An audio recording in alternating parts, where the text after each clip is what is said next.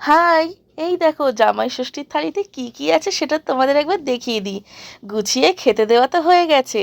পাতে আছে ভাত, পোলাও, ঝুড়ো আলু ভাজা, তোপসে মাছের ফ্রাই, স্যালাডের মধ্যে আছে পেঁয়াজ, ভেটকি মাছের পাতুরি, আছে এখানে ডাল, পমপ্লেট মাছের সর্ষে দিয়ে ঝাল, দই কাতলা, সঙ্গে আমের চাটনিও দেখিয়ে দিলাম। আর এখানে আছে পটল আলু দিয়ে চিংড়ি মাছ।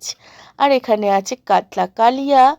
আর আছে ফেভারিট ফেভারিট মালাইকারি চিংড়ি মাছের, পার্শে মাছের ঝাল। এই ছিল মেনু।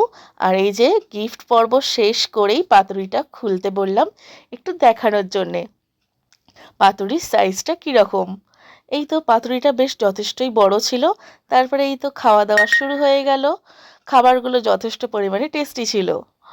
আর এই যে মাসি আজকে এসেছিল আমাদের বাড়িতে জামাই ষষ্ঠী করতে। আর রাত্রিরে মাসির আর আমার কর্তার ফরমাইশে বানিয়েছিলাম চিকেন কষা আর পোলাও, যেটা খুবই টেস্টি হয়েছিল। যদিও পোলাওটা আমি সকালেই বানিয়ে নিয়েছিলাম, দুপুরেও পরিবেশন করেছিলাম।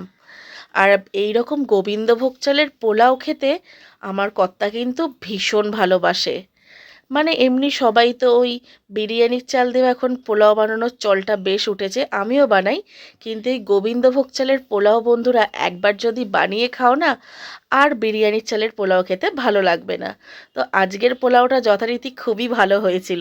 টাটা।